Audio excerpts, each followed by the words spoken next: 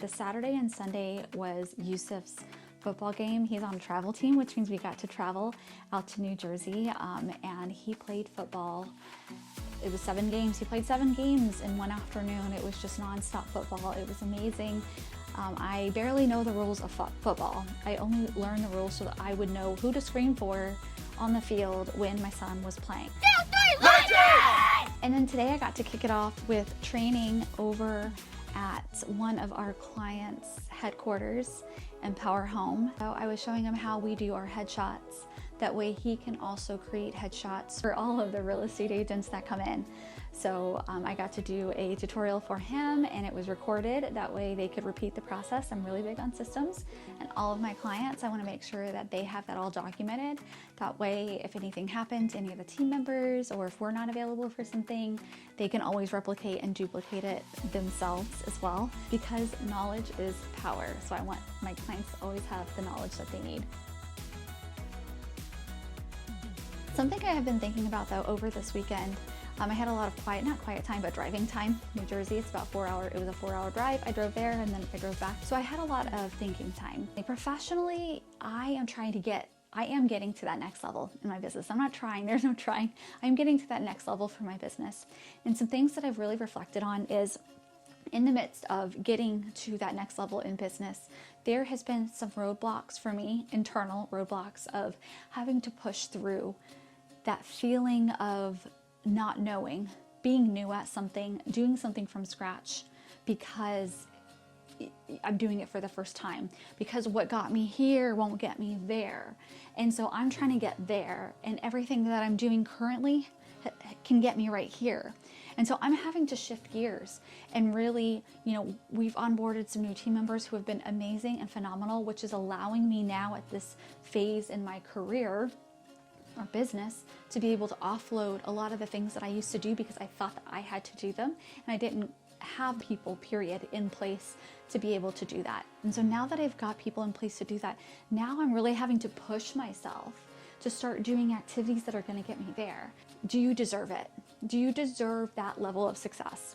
And as much as I'm a cheerleader for other people to continuously push through their own, especially like financial money limits, I want everybody to be rich, to be honest. Like, if you've met me for like 5 minutes, you know that I'm trying to talk you into starting a side hustle or doing something so that you're making more money, because I truly believe that money is freedom. When you have money, you don't have to make choices that you don't want to make.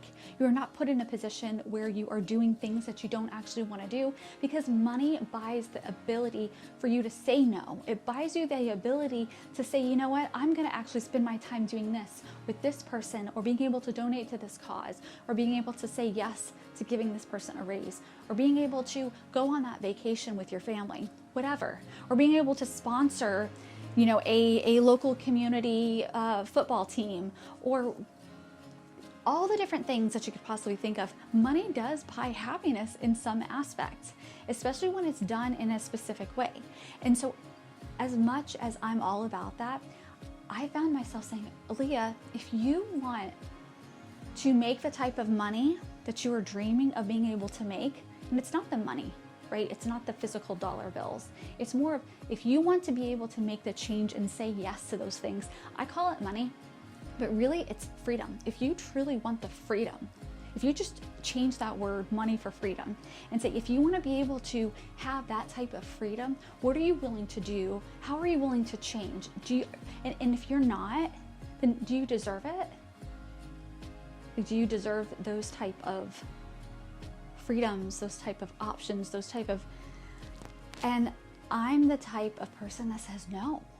No, you don't deserve it if you're not willing to make the changes, if you're not willing to get uncomfortable, if you're not willing to do the things that you don't want to do, but you know what's required of you in order to get there. And I always like to compare it to like somebody who's losing weight. Me. I have been trying to lose weight for a while. I have hired coaches and they tell me all the things I'm supposed to do, and I don't do the things that I'm supposed to do. And it's literally to the point where it's like, obviously they can't like sew my mouth shut. They can't put me on a treadmill and say, all right, you're running for the next 24 hours. Like, at the end of the day, that's my responsibility. Like, I have to do it. I feel like my hair is sticking up. I have to do the things that are required of me in order to get that change. I don't deserve this, strong, fit body if I'm not willing to put in any type of work to get there. And I find that that's the same thing in all areas of life. Like if you want a raise at your job, if you want to grow your business, if you want to have those six-pack abs or just not, six-pack rolls, you cannot do the same things that got you to where you are. And if you're not willing to make the changes, then there is nobody to blame but yourself. Yes, these have been my internal conversations. Life, my husband and I talk about this all the time. Nothing in life is ever truly hard, ever. It comes down to the choices that you're making consistently. If you're not willing to consistently make the choices, not once, not twice, I can't, eat a healthy salad with no dressing on it once and then expect for the weight to fall off of me. Like I used to expect that, but I understand that's not the way it works. And it's the same thing in business. It's the same thing in your relationships. You can't be nice to the person one time or take them out on a sweet date once or twice and then treat them like crap and think that they're gonna always just remember those one or two nice things that you did. Like, whether it's with your clients, whether it's with relationships, whether you're working a job, you have to consistently provide value to that person. I have to consistently provide value for my clients. You have to consistently show up for your spouse. You have to consistently date them.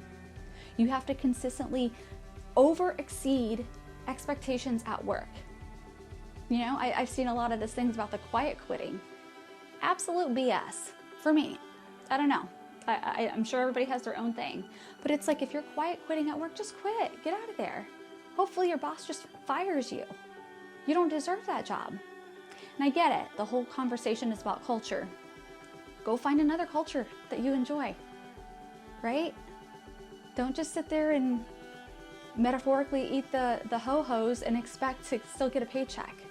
I combine two completely separate things there, but in all aspects of your life, if you want to grow and exceed, mind you, I'm really saying all of this to myself. I just happen to be recording it.